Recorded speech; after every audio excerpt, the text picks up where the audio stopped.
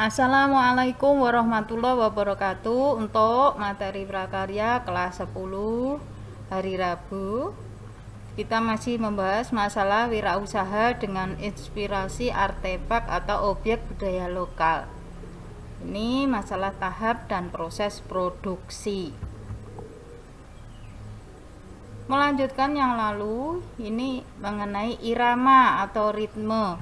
Irama atau ritme merupakan perencanaan usaha, dapat menjadi langkah awal untuk merancang usaha apa yang akan dikembangkan.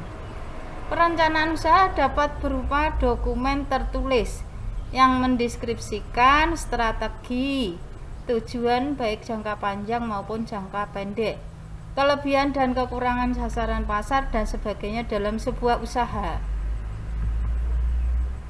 Kesebandingan atau proporsion.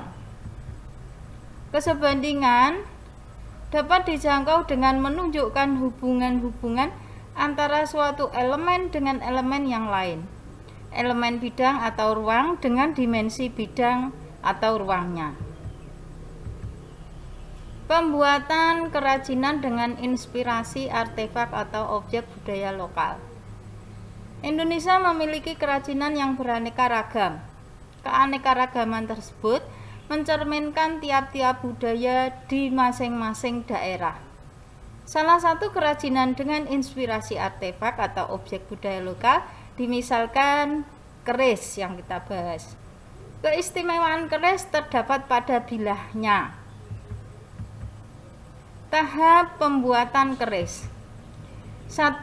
Pemilihan bahan logam yang sudah dipilih lalu dibentuk menjadi balok selebar 5 cm dan tebal 2-3 cm.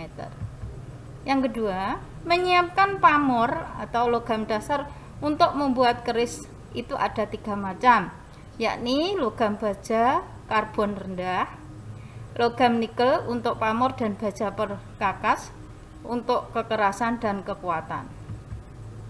Yang ketiga, pembakaran, penempaan besi dan pembentukan keris merupakan proses penyatuan kembali untuk mendapatkan pamor keris.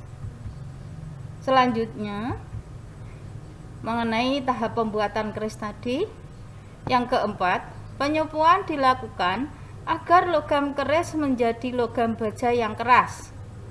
Penyupuan dilakukan dengan memasukkan bilah ke dalam campuran belerang, garam, dan perasa jeruk nipis. Yang kelima, peracunan dan pelumasan. Peracunan dan pelumasan tujuannya untuk menjaga agar keris ada racunnya dan tidak berkarat. Maka perlu pemberian warangan dan minyak pewangi yang dilakukan sebagai perawatan keris. Fungsi keris. Fungsi keris sekarang ini, keris bukan lagi berfungsi sebagai alat perang. Keris yang secara visual memiliki nuansa artistik di bagiannya menjadi hiasan untuk pengalaman estetis seseorang. Harga pokok produksi. Setiap usaha apapun dibutuhkan modal awal untuk mengembangkan produksi. Modal tersebut juga dipakai untuk membeli peralatan dan bahan baku dari produk yang dihasilkan.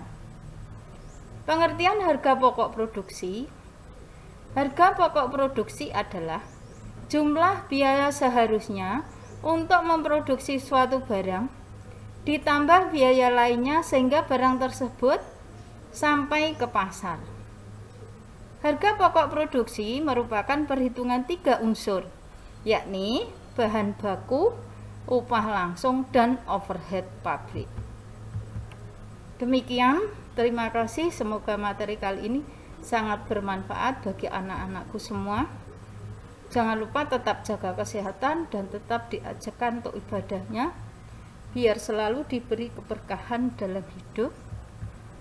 Belajar yang rajin demi masa depan kalian, sebab Allah tidak akan merubah keadaan seseorang kalau kita sendiri tidak mau berusaha merubahnya.